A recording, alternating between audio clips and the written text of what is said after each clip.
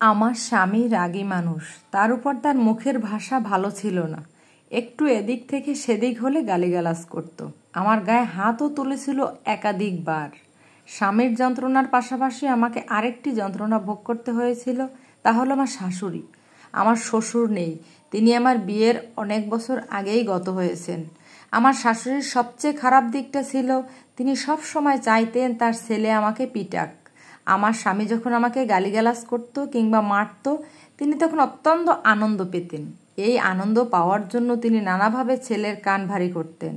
স্বামী এবং শাশুড়ির আচরণে আমি নীরবে কাঁদতাম, কিন্তু সংসার ভেঙে বেরিয়ে যাওয়ার ক্ষমতা আমার ছিল না।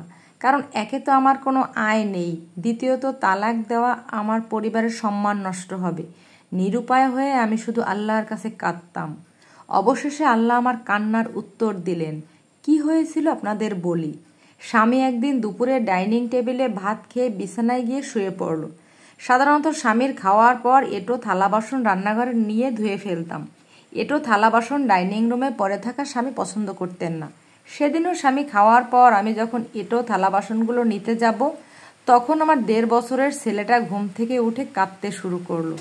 স্বামীর ঘুমের সমস্যা হতে পারে ভেবে আমি বিছানা থেকে ছেলেকে উঠিয়ে কোলে করে বারান্দায় নিয়ে গেলাম। ছেলেকে সামলাতে সামলাতে এঁটো থালা বাসনগুলো ডাইনিং রুম থেকে নিতে ভুলে গেলাম।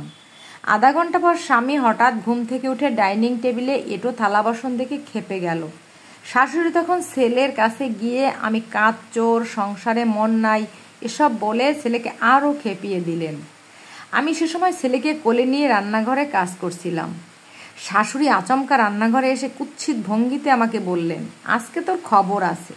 আমি ঘাবড়ে গেলাম। শাশুড়ি কেন এমন কথা বললেন বুঝতে পারলাম না।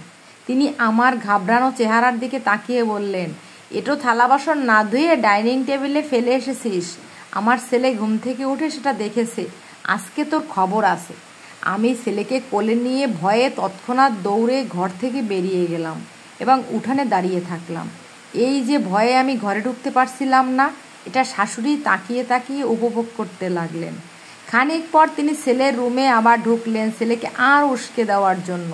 কিন্তু এবার ঢুকে গিয়ে তিনি চমকে উঠলেন।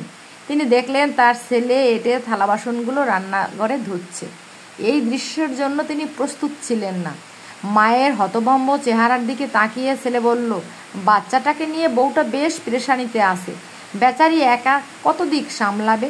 সব সময় বউয়ের দোষ না দিয়ে ওর কথা আমাদের ভাবা উচিত। ছেলের এই আচরণ শাশুড়ি মেনে নিতে পারলেন না। তিনি প্রচণ্ড রেগে গেলেন। রাগী কণ্ঠে ছেলেকে বললেন, ওই ফালতু মেয়েটার জন্য তুই তোর মায়ের বিরুদ্ধে কথা বলছিস? বউ পেয়ে মায়ের কথা ভুলে গেলি? একদিন হাড়ে হাড়ে বুঝবি ওই মেয়ে কত খারাপ। এই বলে রেগে মেগে রুম থেকে বেরোতে গেলে টেবিলের পায়ার সাথে জোরে হোঁচট খেয়ে তিনি পড়ে গেলেন। পরে হাঁটুতে কোমরে বেশ আঘাত পেলেন। আঘাতটা এত জোরালো ছিল যে 3 মাস বিছানায় পড়ে থাকলেন। এই 3 মাস তিনি সম্পূর্ণভাবে আমার উপর নির্ভর ছিলেন। তার খাওয়া, গোসল, বাথরুম সবই আমি করাতাম। এই 3 মাস তিনি আমার হাত ধরে চোখের পানি ফেলেছেন এবং একটা কথাই বলেছেন, হিংসা খুব খারাপ জিনিস বউ, আল্লাহ হিংসা পছন্দ করেন না।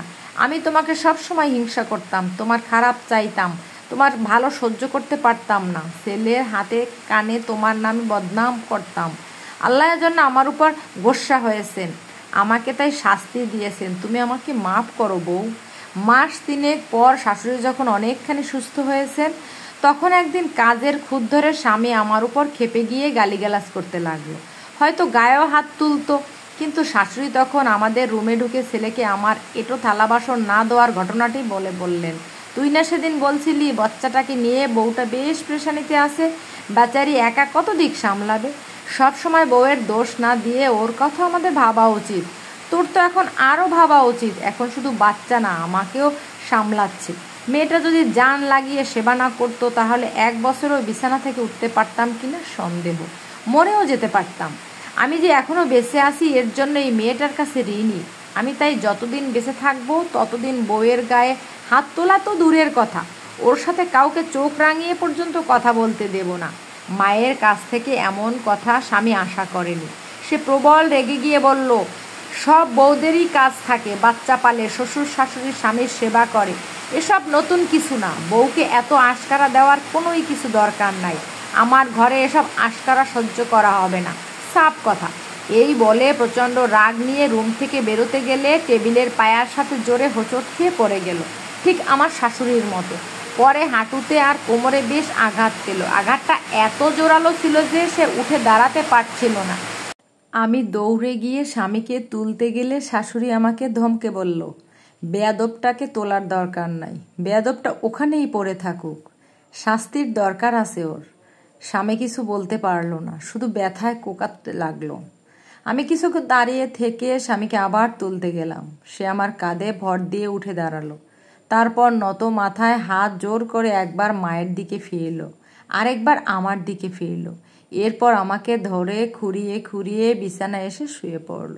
না, আমার স্বামী শাশুড়ির মতো 3 মাস বিছানায় পড়ে থাকেনি। পরদিনই সে ঠিক হয়ে যায়।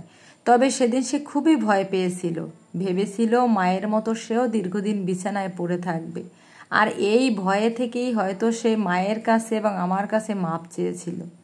এবার আমি আপনাদের সেই টেবিলটির কথা বলবো, যে টেবিলের পায়ার সাথে আঘাত পেয়ে আমার শাশুড়ি এবং স্বামী বদলে গিয়েছিল। প্রথমে ভেবেছিলাম টেবিলের ঘটনা দুটি কাকতালীয়, কিন্তু পরে ভেবে দেখলাম না, তা নয়। কেননা সেই টেবিলটির একটা বিশেষত্ব ছিল। বিশেষত্বটি হলো, সেই টেবিলের ওপর কুরআন শরীফ থাকতো, যে কুরআন শরীফ আমি প্রতিদিন পড়তাম এবং চোখের পানি ফেলতাম। আর আল্লাহ বলেছেন, কুরআন তেলাওয়াতকারীর সম্মান বহুগুণ বাড়িয়ে দেবেন। আল্লাহ কথা রেখেছেন, কারণ শ্বশুরবাড়িতে আমার সম্মান বহুগুণে বেড়ে গেছে, আলহামদুলিল্লাহ।